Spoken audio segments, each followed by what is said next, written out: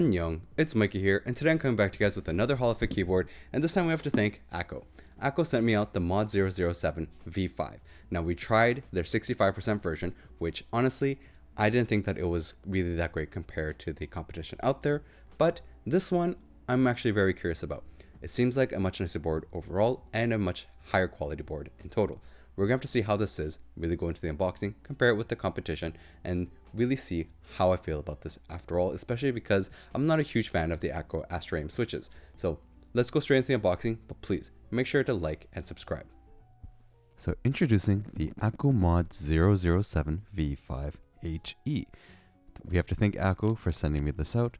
Now, as you can see with the box, it's a very nice box. They did a great job in terms of the packaging, but this is the thing I noticed. The accessories box is very large, but inside is a very basic cable, a switch puller, keycap puller, which are very nice, and a tool to open up things if you need to, or tighten things that you will later. You'll see in the video why.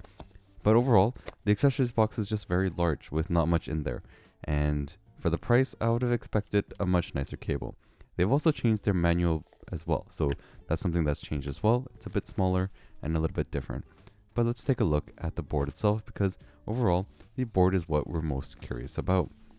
Now, I got the purple version, and I wanted the purple just because it's something that I don't have normally, so it's very cool to see. And as you can see, it is a quick release board, which is going to be interesting to see, like, in terms of modding and what we can do with it. Now, the back is also very nice. It has a PVD weight on it, which is super cool, which really adds to the feel of the board and makes it feel a little bit more premium in total. And the board is quite heavy. So we're going to quickly weigh the board before we go into doing any of the sound tests. And the board weighs a total of 1.76 kilograms.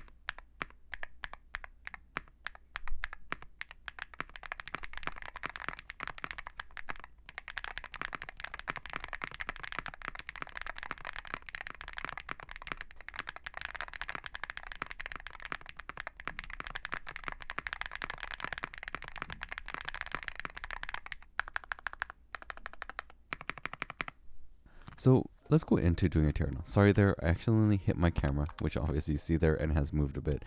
But we're going to take a look at the plate. Now I'm using the Astro links in there right now, and overall there is no flex cuts, and we're looking at two different types of plates here.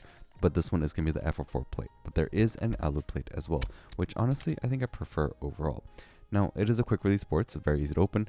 I accidentally pulled it too hard, so as you can see there, don't do this. It's going to be very bad for your cables there, because there's a ribbon cable that's connected to the actual volume rocker, as well as the screen. So this is definitely something I need to be a lot more careful of, and you guys should be too when you are opening this up. I just want to make sure that nothing was broken, but as you can see, everything is fine. Now, we have to also remove the bottom cable as well, and overall, this is something that I really do not like. They actually made the foam completely stuck and taped to the bottom of the PCB. The reason I don't like it so much is because it doesn't allow you to do any modifications or like removing things, and in general, this isn't something that you really want to do. I really think that no company should tape it to the back of their PCB. So please, next time Akko, make sure it's just a separate piece. I understand that you want to keep it steady, but I really don't advise on it. Now, in terms of the actual stabilizers, so they're plate mounted stabilizers, and they're decently lubed. I'm probably going to add a little bit more lube into them, but overall they're pretty decent. You don't get like ticking sounds from them, which is good.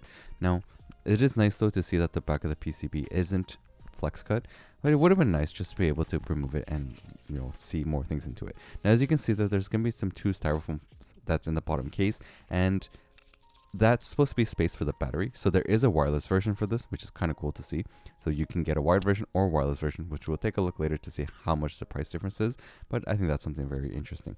Now, this is gasket mounted, and I think gasket mount is much better for Hall effect boards in general. It will make Hall effect boards just sound a little bit nicer overall. But I feel like once the case is closed, you are going to have a bit of that hitting there. So one of the modifications that we will go into doing later is going to be a force brake mod. Now, overall, it won't be necessary, I think, but it's something I'm just going to do just in case because I think it could help. Now, to measure the plate and the PCB. So the plate itself is 1.5 millimeters, and so is the PCB. Very good to see. I think in general for Hall effect, it's a bit better to have that thick PCB and plate. And in general for mechanical keyboards too, that's what I prefer because foamless sounds just sound nicer. Now this is here, what I'm doing is just doing the force break. So I'm just adding tape towards the areas where I think it's going to be hitting the actual case itself. So it'll hopefully help with a little bit of that pinging that's going to be happening. You can also force break around the ball bearing catch where it actually goes in. Do it only if you hear some kind of metal pinging. Now we're going to put this all back together, and then what I'm going to also do is going to be lubing these stabilizers a little bit. I just felt like my stabilizers could use a little bit of lube, so I'm just going to use the syringe and add just a tiny bit extra to help with the space bar. But that's just my personal choice of this. Now going into it, so the decibel test. So just so you guys can know how loud this board is going to be, with the Astro Aim switches. That's the switches I have in there right now, and it goes up to total of like 65 decibels on the louder side. I think it averages around 63 decibels, which is going to be around a conversation around you with like maybe 3-4 people, not like talking at a yelling or loud volume, but just like regular talking volume. That's the kind of loudness you'll get with this board. So not super quiet, but not super loud either. Now in terms of measuring the actual angle, so we're going to look at the height of this board, and then that way we can see what we're looking at in terms of the actual typing angle. So from the back with the feet, because there is rubber feet on there, so we're going to be looking at 33.1 millimeters. And then we're going to also measure the front. And the front's going to equal 21.5 millimeters. So you're going to be looking at a 5.3 degrees in terms of the typing angle. Now, you can see here that there's 2 switches that come with this board, the Astro Aim and the Astro Lynx. I would highly suggest the Astro Lynx just because it has less scratch to them, but you also have a top out sound which might not be great or you might not enjoy. But in general, Hall effect switches have that sound. Now, as you can see here, one of the things I felt that was pretty good is the fact that the ball catch is a very decent thing that they did, so it's easy to take apart for those who want to. I personally prefer screws, but it is going to be easy to take apart. Only thing is you can't really modify it, which kind of sucks. You can see here, this is going to be gasket mounted. I think overall the gasket mount is a nice thing, and it makes HE boards just sound that much better when you have that kind of gasket mount. The screen itself is actually a very good quality screen. I was quite surprised with it, and you can see it with different lightings. The actual wheel as well for volume knob is really nice. You can use it with one hand, and I think they did a great job with this one. It feels very good. It feels like a scroll wheel, which is really cool. This is a con though. The tape of the foam on the back of the PCB is something I really do not prefer, and I really think that next time they should not do that at all. Now the PVD weight on the back is a very nice touch. It does add a little bit more of a premium feel, but it might have also increased the cost of this board, which I think in general would have been a bit better to save the money. The USB port is in the middle, which is really nice to see. Overall, CNC is very well done on this board. One of the things I noticed in the back side is that the weight layer is actually a little bit loose, so that's something that needs tightening. I think that's just a little bit of QC. The side angle also looks very nice. The backlighting is not going to be the brightest compared to other boards out there, so I'm just going to be honest with you guys. As you can see here, the lighting isn't the greatest. The keycaps do cover a lot of the lighting, as well as the switches aren't going to be super bright. And you can see here when I change the brightnesses that it's not the most bright board. Now going into the website to check the prices and see what we're going with. So it's supposed to be $149.99. That's going to be the wired version, so not wireless. And you're looking at the Astro Aim switches. So this is going to be the cheapest side of this board. Once you go into a little bit more, there's going to be different versions. There's a wireless version, and then depending on the switches you get, there's going to be a price increase. So it goes from $149.99 all the way to over $185. So that's what the price range is going to be on this board. And as you can see here, there will be 4 different colors that you can choose from. So choose which color you'd like. I think they did a great job with the designing of this board in total. It's very, very nice to see that the board is quite well done and quite well built. Now it is 8K and it has a 32K scan rate. You do get the different weight and accents. I really like the PVD weight that they did. It is nice, but just keep in mind PVD is going to be scratchy and it will gain a lot of fingerprints. But overall, they did a great job with the whole build in general, but still not perfect. Now, 2 switches that you can get with this, the Astro Link or the Astro Aims.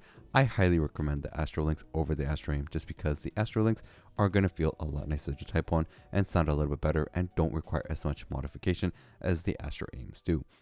Now, as you can see here, it's a web app. This is the same web app that I tried the last time when I used the Akko Hall Effect board, and overall, it's actually not bad. The overall software is a very decent software. Akko has definitely made improvements, and I really do see that, the software does work. It's got really most of the things that you're going to need.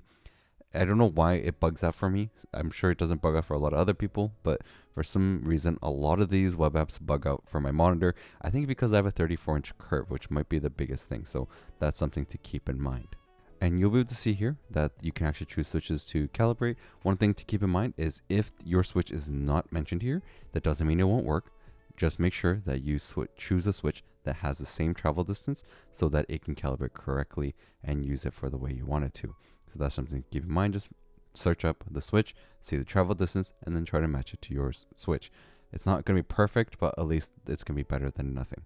Now, one thing I do not like about the magnetic switch, like changing the actuation points on the Akko software, is that if you accidentally click out of the area, but still within like the section, it actually kind of moves on its own, which is not great because I personally want to be able to click on like the white space and not have to worry about that. But it is something that you have to deal with. It is a little bit of issues that it has. And overall, it has all the things that you need. It has this awesome software area for the screen as well. So you can actually edit it here in the web app itself, which makes it much easier for you. And then you can also change the FN settings, which here you actually do get profiles. So there is a built-in profile change in the actual keyboard, which is going to be F9 to 12.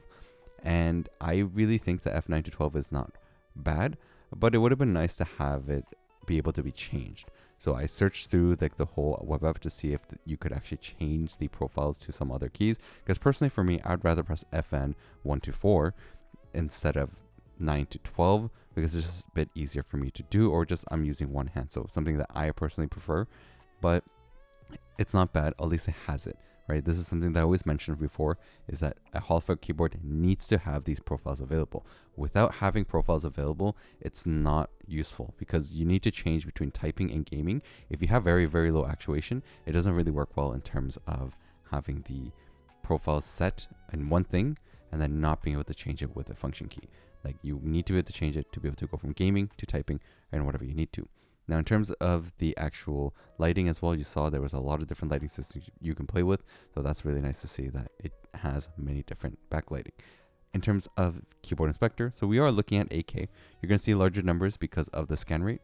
The thing I really wanted to test though is to make sure that you can actually change the polling rate. And this is why when Wooting says that they have like actual 8K, it's because you can change the actual polling rate and it will match the polling rate that you're changing it to. This is kind of important because I don't know how it actually works in terms of once you change the polling rate. I don't have a thing that actually tests it out, but when you see this, it shows up as 8K, but I've changed to 1K. And if you have certain games and a computer that cannot do 8K properly because it's a little bit older, it's not great that it's still keeping with the 8K rate instead of pushing it down to 1K and then being able to make these changes. So these are some things I hope a lot of these companies can fix and make sure that it is doing it correctly. Now to test it in a game. So in Apex Legends, right, I use Hall Effect all the time. And specifically because I'm trying to test out like super gliding, which is a frame perfect movement tech. And this is going to be one that it's actually very difficult to do with non-rapid trigger. It's possible, but just having the Hall Effect set properly to, you know, get the exact settings that you use, it's going to be much easier to do. So as you can see here, I'm still getting used to the board, of course. So, you know, in general, whenever you have a board and you're getting a new one, it's going to take some time to get used to the timing of things. But having a rapid trigger just helps a lot with being able to do it easier. And this board works perfectly fine. I was using it for gaming and I was ranking with it, and it's a very, very decent board to game with, especially with the quick things I need to do. And if you saw my earphone review recently, I was actually using the Akko to play my ranked games. Now, another thing you can do with rapid trigger, so you saw there that was like no recoil, and then here there's recoil smoothing by just moving in Apex. You can also just spam AD, and it also provides a little bit of recoil smoothing. So if you are an Apex player, keep in mind that this is something that you can use for like a little bit more of like a longer range shooting, so that it has that little bit benefit, and also the benefit of being able to pick up items very quickly, a little bit faster than other people in the game. Now, in terms of actual using the SOCD snap tab, so here I'm not using it at all, and you can see that every time I press A or D, you see me actually fully stop, right? So you're braking. This is called braking when you play Valorant. Now, if I turn on SOCD here, you'll see that I don't stop completely. I keep moving. So the benefit of having this is going to be strafing. So you shoot, you have that quick pause, and you can keep moving, which is going to be a little bit harder to react to for some people, especially if you're using a single shot gun, and you know, you're going to have to really be able to follow very quickly when this thing happens. So this is the benefit that rapid trigger provides, which is why a lot of people use it specifically for FPS games. And overall, it's good to see that it is working on the Akko device, because sometimes some boards just don't have it working properly. Now going into this actual spreadsheet that I use to compare different Hall Effect boards that I've personally tried. So this is going to be only from ones that I've tried, and I'm not putting things here that I haven't tried because I haven't tried it. I can't give you guys my personal experience with it. Now, you can also access this on my Discord. So if you join my Discord, there is a document section where I keep all my spreadsheets, and you're able to go there and see it updated and get information that you need. Now, as you can see here, the pricing was like $150 to $186, which is quite pricey. It's got a decent sound. I'm gonna be honest, the board itself sounded pretty good. I like the spacebar sound. The spacebar is probably one of the better sounding spacebars when you are typing. The software is fine. The only thing is you can't really modify this board, which is not great, because I think most Hall Effect boards just benefit from being able to do a little bit of modding. In general, most Hall Effect boards do tend to be on the Thocky side. And if you want it to be a nice Thocky sound without a lot of scratching or like things like that, having a tape mod or being able to tape mod it just helps a bit. And it doesn't have space either to mod, so that's something to note as well. The ball catch system is decent. It works fine. It's not loose or anything. I personally would prefer screws, but that's just me personally. I think ball catches aren't really the best in terms of if you wanted, say, to do like a foamless build. Now, in terms of the whole volume roller, like the scroll roll, is pretty good. I like the scroll wheel. It actually feels really great. It feels like a mouse wheel, which is really nice to see, and it's easy to use with one hand. It has wired and wireless, so you can go with wired or the wireless version. I didn't get the wireless version, but it is available on this board, so you can use it, and you can see there's big price differences in that. The Astro Link switches are going to be definitely more expensive compared to the Astro Aims, so keep in mind that. Now, as you can see, like with all the different boards I have and seeing the price, I feel like Hall Effect boards have just gotten more expensive lately. I'm not sure what it is, but it just feels like the prices have increased over time, and I'm not really liking it to see the prices keep going up. The best comparison would probably be the Chilkey Slice 75. I think that one's going to be one that you'd probably compare it the most to, because it is a very simple ball catch system with the aluminum case and 75%. And then you have the Wooting 80HE, which is of course at $200, so more expensive. Now, if you're looking at the wireless version at $186, I'm going to be honest, if you don't really need the wireless for this board, at that price range, I'd probably spend the $20 more and get the Wooting 80HE. I think just the software is better and it allows you to modify it because you can get different types of cases for it. The Akko, you can't really modify and get different cases for it, so that's something that's just not great, right? You're not able to change cases, which there's not really any 75% boards or PCBs that I know of right now that allows or provides cases so that you can change it up. In general though, $149, if you compare with a lot of the other competitors, it's a very well built board. I think if I were to compare it to the Chill keyboard, I like how the Chill keyboard design is. I prefer the Chill key design a lot more. The Switch though, I prefer the Astro Links a lot more. Software wise, I think the Akko software is going to be a little bit better. They're very similar though. So very, very similar in that aspect. And not too bad in terms of the overall build quality. They're very similar with that as well. I think if you're looking for a little bit more of a lower front angle for typing, the Chill key is probably going to be your choice. But other than that, either way, you're not going to make a mistake of choosing either board. But overall, I think with the One of Zero at $111, even for a plastic board, I think that's also a good choice. It has a much better software. Sound profile, I give it an 8.5 out of 10. I think if you mod and lube the switches, it sounds a little bit better, but choose the Astro Link, you will just enjoy it a lot more, I promise. And in terms of the software, yeah, it's an 8.5 out of 10 as well, and that's just because it has the profiles now, and overall has a very decent software to it, and it works quite well. I would say that it does work quite well. So take a look. I'll have the links in the description for you guys to go check out yourself. Overall, the Akko Mod007 V5 actually is a very decent board. I think overall they did a great job and a big improvement compared to the 65% version. The build quality, the overall feel and everything actually feels a lot more premium compared to the previous version. They really did a good job with it. I truly do think though that you should get this with the Astro Link switches. The Astro Link switches, I'm gonna be honest with you, still has a lot of that scratch and is not gonna provide a very satisfying feeling in terms of typing nor gaming while you're using it. It has just that itty bitty scratch that I'm not a big fan of, and even lubing the switches isn't gonna make it even better. So get it with the Astro Link switches. I'll have this in the links in the description for you guys to go check out yourselves. I really think that if you're looking for a 75% version, this is not a bad grab. It's a very decent board with a very nice sound profile to it, and it has the potential to be even better in terms of sound. Just pick the Astro Link switches compared to the Astro Aim. So please check out the other videos I got, and I'll have to catch you guys next time.